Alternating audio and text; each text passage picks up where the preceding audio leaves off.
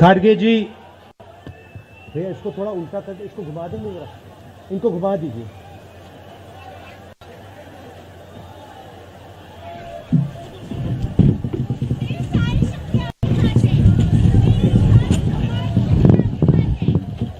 खारगे जी, कमल हसन जी, वेणुगोपाल जी, शक्ति सिंह गोहिल जी, Anil ji, stage पे Congress party के senior नेता,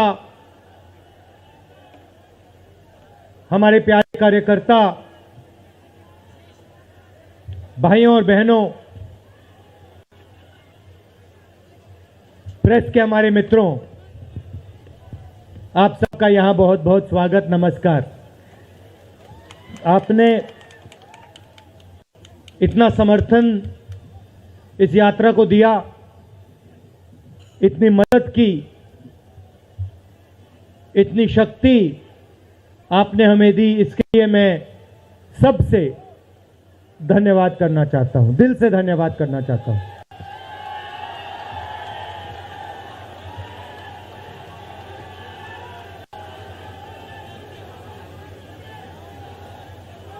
इस यात्रा का लक्ष्य भारत को जोड़ने का है।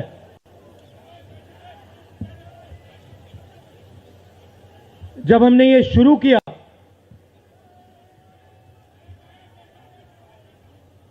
कन्याकुमारी में यात्रा शुरू की, तो मैं सोच रहा था कि नफरत को मिटाने की जरूरत है, और मेरे दिमाग में था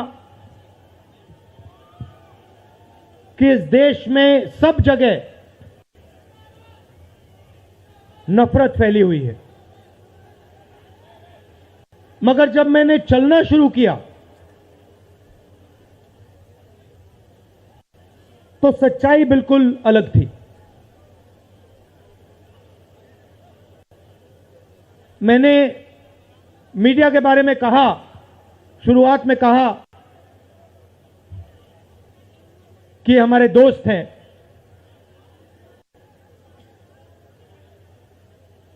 दोस्त हैं, मगर हमारी बात टीवी पे कभी नहीं दिखाते हैं। और वो तो तब भी ठीक है, वो ठीक है, हमारी बात नहीं उठाएं तो ठीक है, कोई प्रॉब्लम नहीं है, मगर ये एक और काम करते हैं, इनकी गलती नहीं है। देखिए, ये जो यहां खड़े हैं, इनसे गुस्सा मत होइए, इनकी गलती नहीं है। देखिए, मुस्कुरा रहे हैं, ये जानते लगाम लगी हुई है, पीछे से लगाम लगी हुई है, मगर इनके जो चैनल हैं ये भी नफरत फैलाने का काम करते हैं। 24 घंटा हिंदू मुस्लिम, हिंदू मुस्लिम, हिंदू मुस्लिम, हिंदू मुस्लिम, हिंदू मुस्लिम। ये सच्चाई नहीं है भाइयों और बहनों। मैं चला हूं कन्याकुमारी से यहां तक, ये सच्चाई नहीं है। ये मीडिया में चलाया जाता है, फैलाया जाता है। ये देश एक है। इन सड़कों पे लाखों लोगों से मिला हूं, सारे के सारे एक दूसरे से मोहब्बत करते हैं, प्यार करते हैं, गले लगते हैं। तो सवाल उठता है, क्योंकि ये नहीं कर रहे हैं, इनके पीछे जो शक्ति है, इनके पीछे जो शक्ति है वो कर रही है। तो सवाल उठता है, ये क्यों हो रहा है?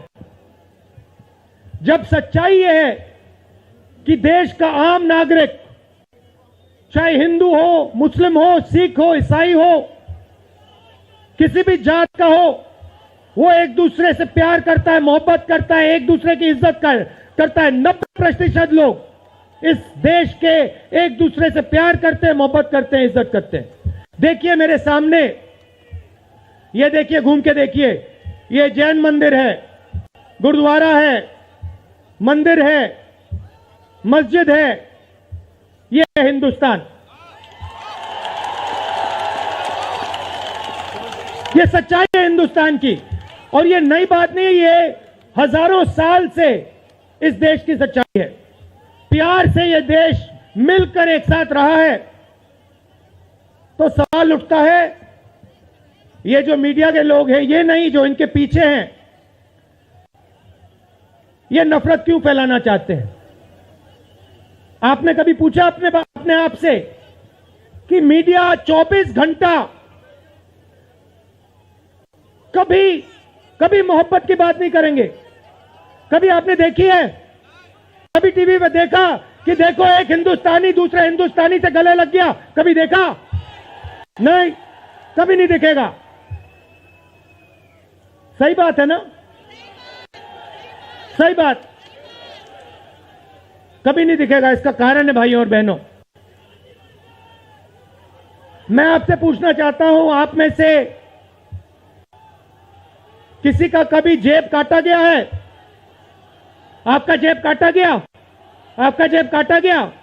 तो जब जेब काटा जाता है, आपका काटा गया ना, तो जब कोई आपका जेब काटता है तो वो क्या करता है? सबसे पहले उसे क्या करना पड़ता है?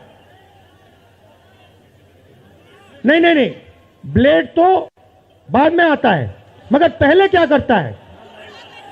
पहले वो आपके ध्यान को इधर करता है, आपके ध्यान को लेकर उधर ले जाता है। भाई और बहनों, ये जो करा जा रहा है, आपके ध्यान को हटाने के लिए किया जा रहा है, और ये 24 घंटा करते हैं और फिर आपकी जेब काटी जाती है। बढ़िया, बढ़िया, क्योंकि सच्चाई है। 24 घंटा हिंदू मुस्लिम, हिंदू मुस्लिम, हिंदू मुस्लिम, और फिर जो भी आपका पैसा है, किसानों का, मजदूरों का, आपके एयरपोर्ट, आपके पोर्ट, आपकी सड़कें,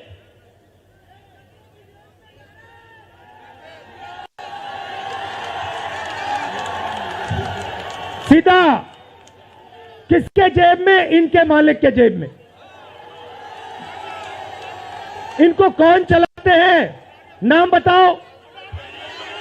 देखो, सब जानते हैं, पूरा हिंदुस्तान जानता है। भाइयों और बहनों, ये नरेंद्र मोदी जी की सरकार नहीं है, ये अंबानी अदानी की सरकार है।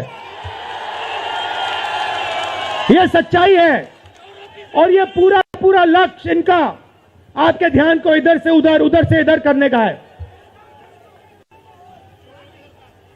मैं 2800 किलोमीटर चला हूं, 2800, मुझे कहीं नफरत नहीं दिखी, कहीं हिंसा नहीं दिखी, कहीं मारपीट नहीं दिखी। मगर जब मैं इनका टेलीविजन खोलता हूं, 24 घंटे मुझे मारपीट, हिंसा, नफरत दिखाई देती है। क्यों? क्योंकि ये आपका ध्यान इधर से उधर ले जाना चाहते हैं। जो सच्चे मुद्दे हैं उस पे आपका ध्यान गलती से ना चला जाए। जैसे जब कोई आपकी जेब काटता है, वो चाहता है कि आपका ध्यान आपके जेब पे गलती से भी ना चला जाए। ये हो रहा है इस देश में। तो आपका ध्यान कहां जाना चाहिए? मैं आपको बताता हूं। सबसे पहले आपका ध्यान जो हिंदुस्तान के युवा हैं उनकी ओर जाना चाहिए। आप किसी भी युवा से पूछ लीजिए, वो आपको बताएगा, मैंने इंजीनियरिंग की, मैं डॉक्टर बनने के लिए पढ़ा, मैंने आईएएस के लिए तैयारी की, मैं जज बनने की कोशिश कर रहा था। पूछो क्या किया? पढ़ाई की, कितने साल की, स्कूल, कॉलेज, यूनिवर्सिटी सब पढ़ लिए, और फिर क्या हुआ? आज क्या करते हो? मजदूरी करता हूं, पकौड़े बनाता हूं।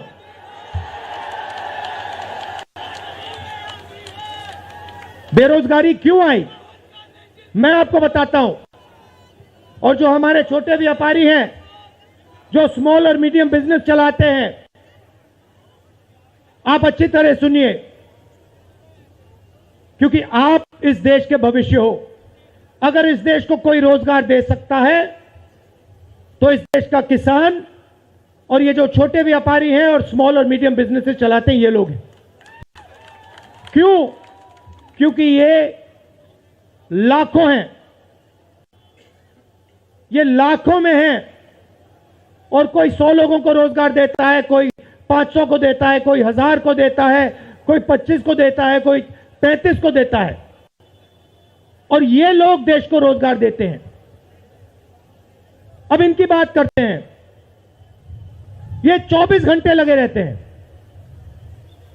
बैंक के दरवाजे इनके लिए बंद होते हैं। हिंदुस्तान के 2-3 अरबपतियों को 1 लाख करोड़, 2 लाख करोड़, 3 लाख करोड़ ऐसे दिया जाता है। ये बैंक के सामने जाते हैं, इनको धकेल के निकाल दिया जाता है। राइट? अब क्या? ठीक है, बैंक का पैसा नहीं दिया तब भी मान ली बात, तब भी मान ली बात। मगर फिर क्या किया? फिर प्रधानमंत्री ने नोटबंदी की और प्रधानमंत्री ने गलत जीएसटी लागू की। भाइयों और बहनों, ये पॉलिसी नहीं है, ये हथियार है। छोटे व्यापारियों को, स्मॉल और मीडियम बिजनेस वालों को और किसानों को मारने के हथियार हैं ये। और जब इन्होंने ये काम किया तो देश के जो युवा हैं उनको रोजगार नहीं मिल सकता, सवाल नहीं उठता। क्योंकि जो रोजगार देने वाले हैं उनकी रीढ़ की हड्डी आपने तोड़ दी। किसके लिए तोड़ी? किसके लिए तोड़ी? इनके जो मालिक हैं उनके लिए तोड़ी। गेम को समझो। अब देखिए, अब आगे चलते हैं। युवाओं की बात की, स्मॉल और मीडियम बिजनेस वालों की बात की, दुकानदारों की बात की।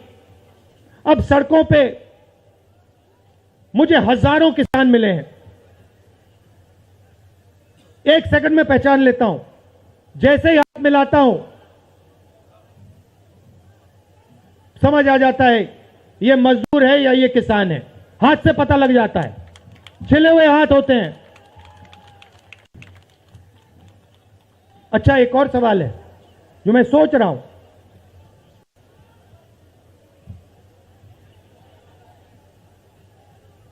प्रेस वाले ने मुझे पूछा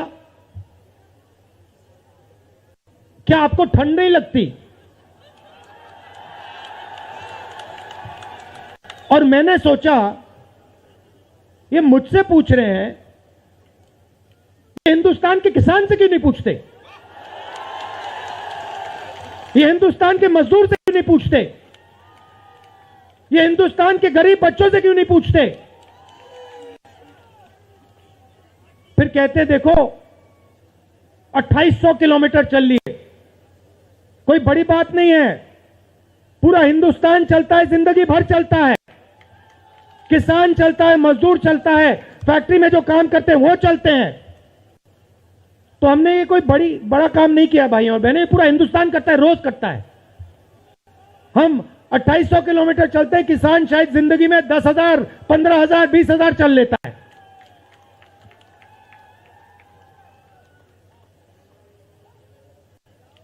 तो मैं चाहता हूं कि ध्यान सही जगह जाए। अब बीजेपी ने धर्म की बात उठाई है, हिंदू धर्म की बात करते हैं। मैं आपसे पूछना चाहता हूं, हिंदू धर्म में कहां लिखा है कि गरीबों को, कमजोर लोगों को कुचलना चाहिए? कहां लिखा है? कहां लिखा है कि कमजोर लोगों को मारना चाहिए? कहां लिखा, मुझे बताओ। मैंने तो कहीं नहीं पढ़ा। मैंने गीता पढ़ी है, उपनिषद पढ़े हैं, कहीं नहीं पढ़ा मैंने।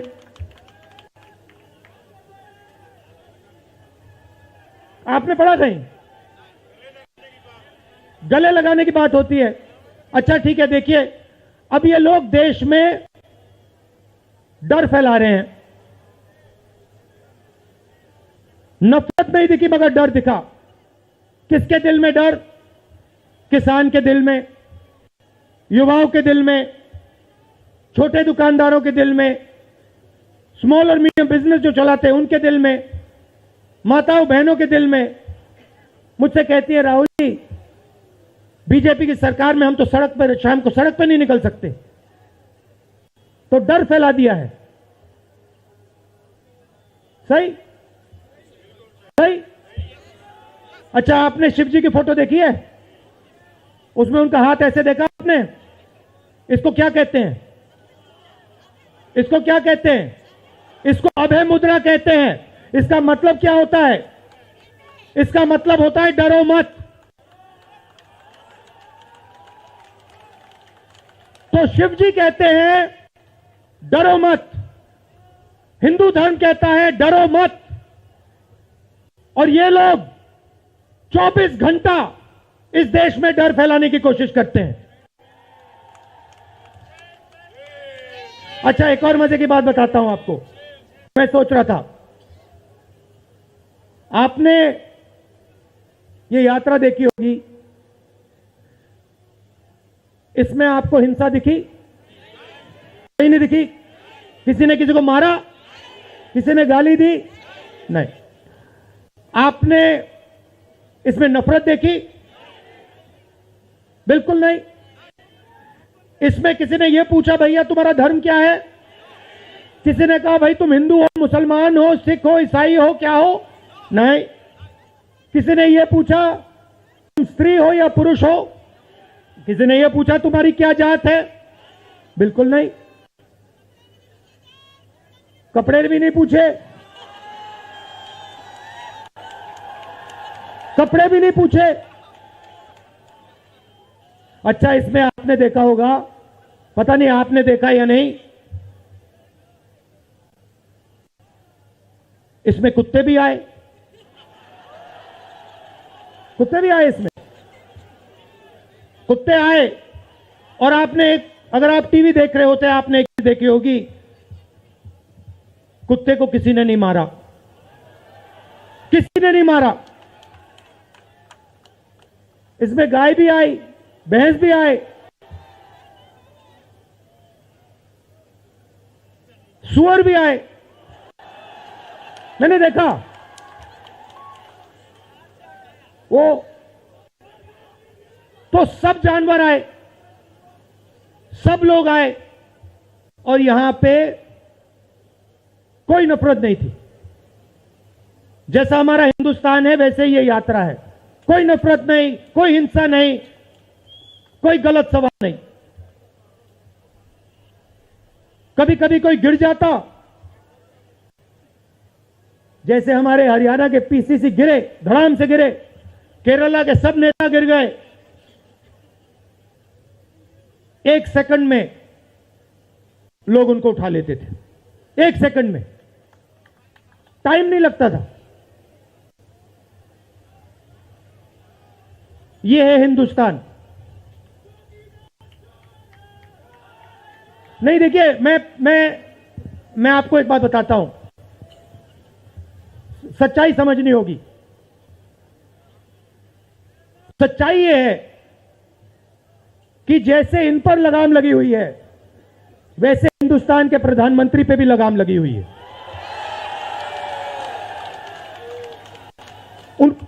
उनकी गलती नहीं है, वो संभाल नहीं पा रहे हैं, कंट्रोल नहीं कर पा रहे हैं, उनको कंट्रोल कर दिया है। नहीं, मैं सच बोल रहा हूं, मैं सच बोल रहा हूं।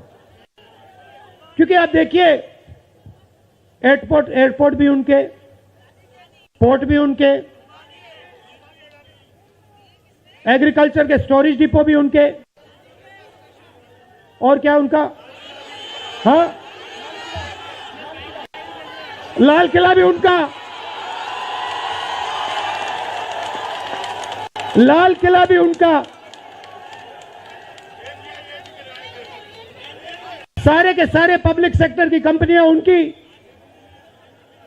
और क्या उनका, रेलवेज उनकी,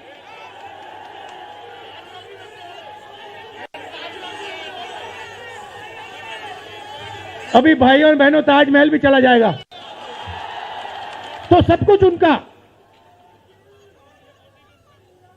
तो ये देश की सच्चाई है। हाईवे भी उनके, सेलफोन भी उनके,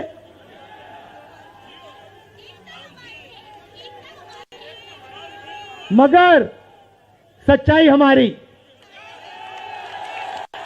आप देखिए, मैं आपको बताता हूं, आपको मैं बताता हूं, अपनी कहानी बताता हूं।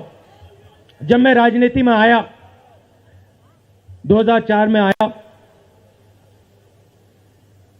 हमारी सरकार थी, चुनाव जीते थे, और ये प्रेस वाले 24 घंटा मेरी प्रशंसा करते थे। 24 घंटा, 24 घंटा राहुल गांधी, राहुल गांधी, राहुल गांधी, राहुल गांधी।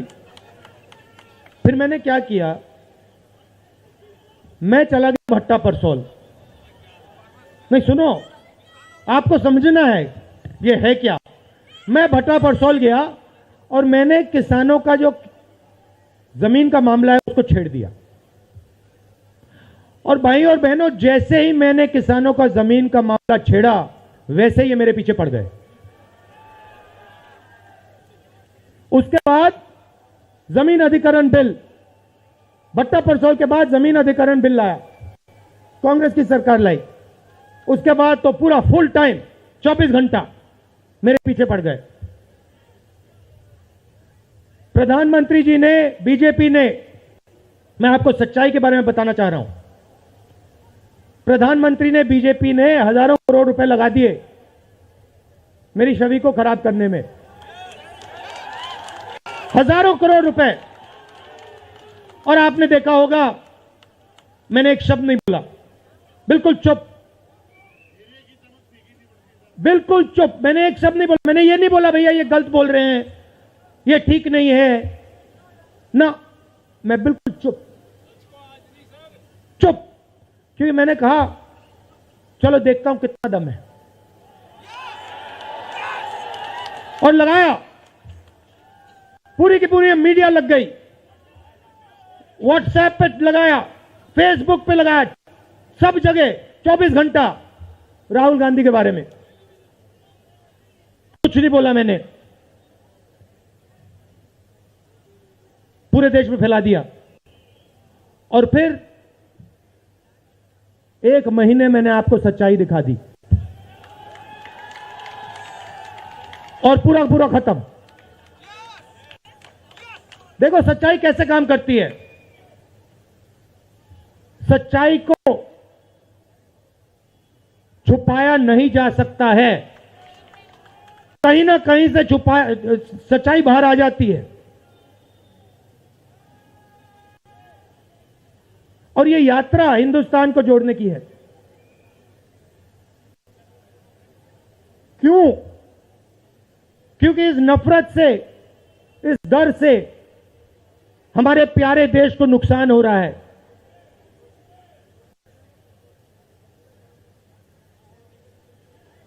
यह सच्चाई है, और इसीलिए हमने ये यात्रा कन्याकुमारी से लेकर कश्मीर तक शुरू की है। और ये जो हमारा तिरंगा है, इसको हम श्रीनगर में जाके वहां पे लहराएंगे। और आप में से हजारों लोग हमारे साथ चलोगे, हजारों लोग चलोगे।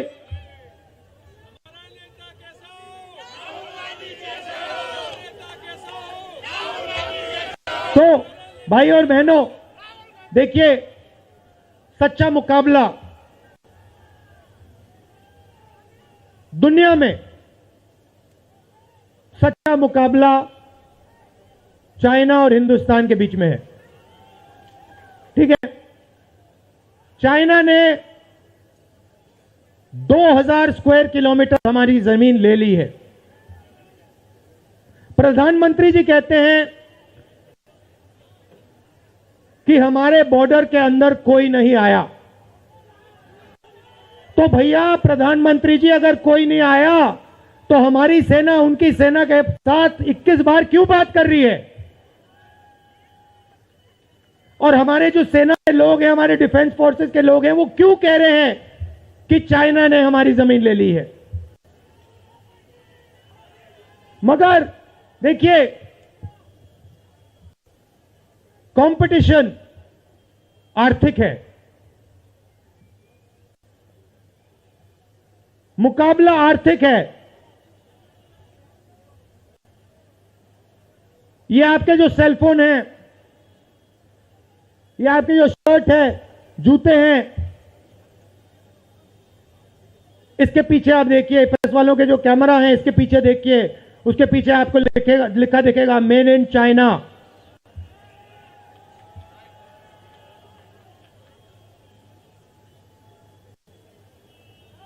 हमें शर्ट के पीछे, सेलफोन के पीछे, जूतों के नीचे मेड इन इंडिया लिखना है।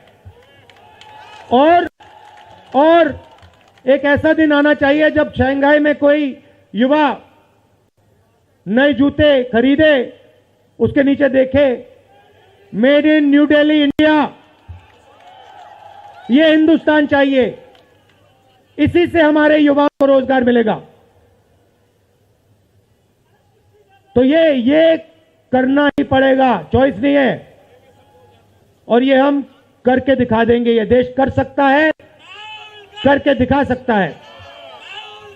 आप सबने इतना प्यार दिया,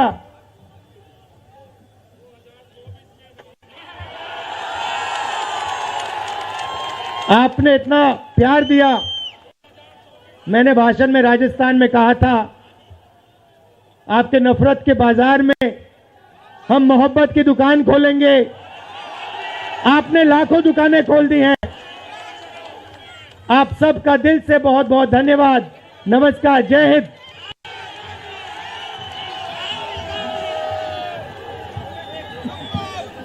धन्यवाद।